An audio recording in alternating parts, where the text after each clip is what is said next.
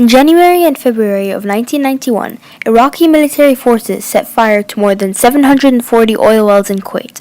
Oil was released from oil wells at an uncontrollable rate. All oil was either burned or released suddenly to the environment, land and aquatic ecosystems, making these acts the single largest oil-related environmental disaster in history. This disaster has not completely recovered yet.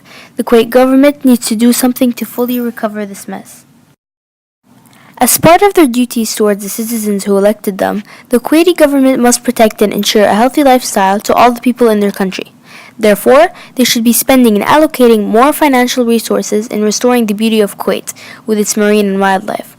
Although they might have spent $2 billion in this recovery process, unfortunately, it seems to not be sufficient enough to overcome the damages occurred.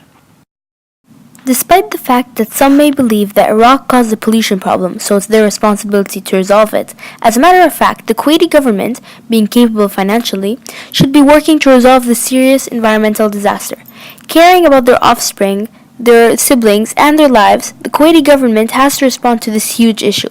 The invasion brought dramatic, abrupt changes in the ecosystem in Kuwait, where more than 40,000 birds died, in addition to 100 marine mammals. Also, hundreds of fish species were poisoned, and sea turtle mating areas were destroyed. Over the years, some of these changes have recovered, but unfortunately not completely. Hence, the government should have an obligation towards citizens and towards the country as a whole. Their contribution in resolving this environmental crisis is mandatory and vital for the sake of all the people living and will be living in Kuwait. There are various ways to help the environment. Barack Obama once said, "The best way to not feel hopeless is to get up and do something. Don't wait for good things to happen to you. If you go out and make some good things happen, you will fill the world with hope. You will fill yourself with hope. Sitting there and doing nothing won't make any changes to the environment. Many animals, fish, and birds are still dying today due to the remnants of oil spilled into the Gulf." Instead of asking the Iraqi government to resolve the pollution problem, the Kuwaiti government should interact and become in charge, not only because of their ability to buy equipment, but also being living in the same polluted environment.